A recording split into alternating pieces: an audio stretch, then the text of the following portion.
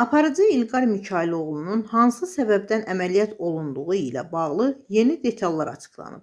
Demokrat Daz Axşamaza istinadən xəbər verir ki, məsələ ilə bağlı məlumat Günəbax verilişində ictimaiyyətə çatdırılıb. Bildirilib ki, İlqar Mikayıloğlu 1-ci Qarabağ müharibəsi zamanı aldığı xəsarət nəticəsində bədənində qalan 2 qəlpəyə görə cərrahi əməliyyat olunub. Məlumata görə aparıcı müharibə illərində yaralansa da, həmin dövrdə bədənindəki bütün qəlpələri çıxarmaq mümkün olmayıb. Qəlpələrin bir hissəsi götürülsə də, 2 ədəd qəlpə ayaq nahiyəsində təhlükəli zonada yerləşdiyi üçün toxunulmaz qalıb.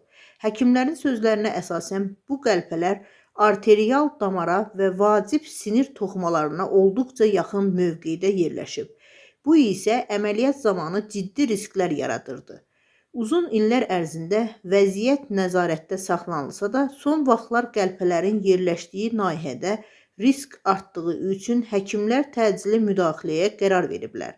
Bildirilib ki, qəlpələrin damara və sinirə zərər vurma ehtimalı yarandığından gecikmə ağır fəsadlara səbəb ola bilər. Bu səbəbdən İlqar Mikayıloğlu əməliyyata alınıb.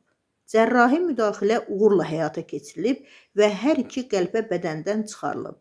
Həkimlər əməliyyatın yüksək riskli olduğunu, lakin peşəkar komandanın səyi nəticəsində hər şeyin plan üzrə getdiyini bildiriblər.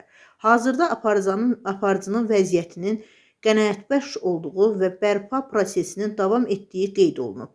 Qeyd edək ki, İlqar Mikayıloğlu 1-ci Qarabağ müharibəsində yaralanmış qazilərimizdəndir və o, illərdə aldığı xəsarətlərin izləri uzun müddət onun sağlamlığına təsirsiz ötüşməyib.